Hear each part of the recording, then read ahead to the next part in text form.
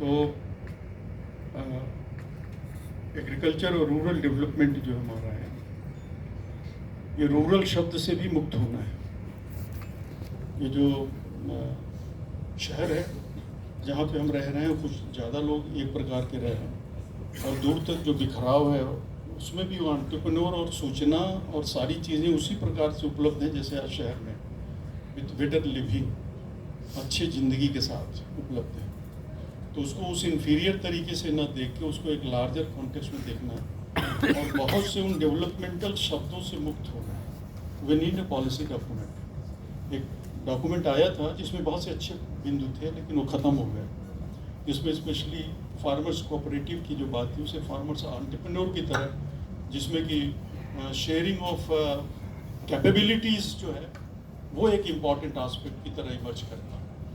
तो भविष्य अच्छा है, लेकिन उतने दिन इंतज़ार न करके इसे हमें डिलिबरेटली एक्ट करना पड़ेगा, गवर्नमेंट को भी, एनजीओज़ को भी, और हमारे एकेडमिक इंस्टीट्यूशंस को डायरेक्टली उससे रिलेट करना पड़ेगा। इंडस्ट्री एकेडमिया इंटरलिंकेजेस और इंटरफेस मिजरेबली मिसिंग है, जीरो रिलेशनशिप है रिसर्च एंड इंडस्ट्रियल और डेवलपमेंट के बीच में।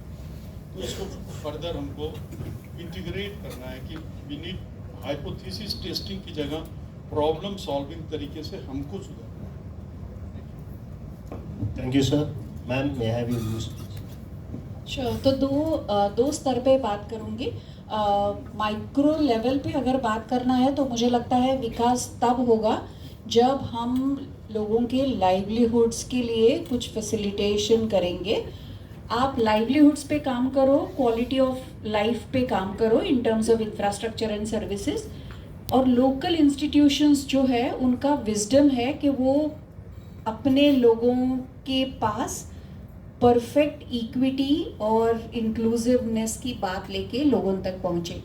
On a macro level I feel CSR today is a big resource.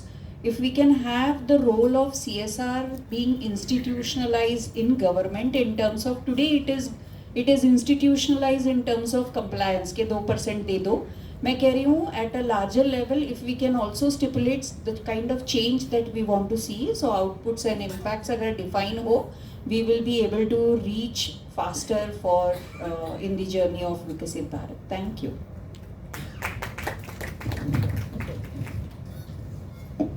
विनम्र जी की अनुमति से एक छोटी सी कहानी सुना दूँ। और काशी में बैठा हूँ तो काशी से रिलेटेड कहानी सुना देता हूँ। वी वर डूइंग दिस, एक स्टडी हम कर रहे थे एक अंतर्राष्ट्रीय संस्था के लिए, मैं लीड कर रहा था स्टडी। हम कई जगह गए, बनारस भी आए। We went to Kashi Vidyapith block. वहाँ एक मुझे कुछ झोपड़ी जैसा दिखाई पड़ा जिसमें कोई काश्तकार बनारसी साड़ी पर काम करता होगा। हम उसकी झोपड़ी में चले गए। उससे मैं बात करने लगा कि भाई तुम कैसे करते हो, कहाँ से रॉ मटेरियल आता है, कहाँ से फंडिंग आती है। मुश्किल से उससे 400-500 मीटर की दूरी पे एक नेशनलाइज्ड बैंक की ब्रांच थी। उसने कहा कि साहब मुझे पैसा हम लेते हैं एक ट्रेडर से, और रेट ऑफ इंटरेस्ट कुछ 25 से 30% के आसपास।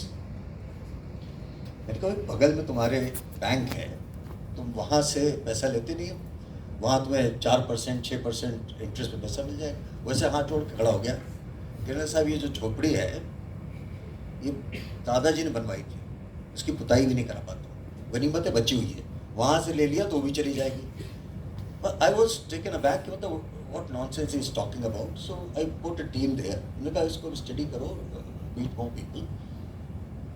And what came out was, वो ट्रेडर आता है, वो इसको रेशम देता है, वो टेक्नोलॉजी देता है, वो सारे वो केमिकल कलर वगैरह सब चीज़ देता है, वापस आता है, उसका सामान ले जाता है और उसको 45% रिटर्न यानी 30% कॉस्ट निकलने के बाद उसको 15% रिटर्न बच जाता है।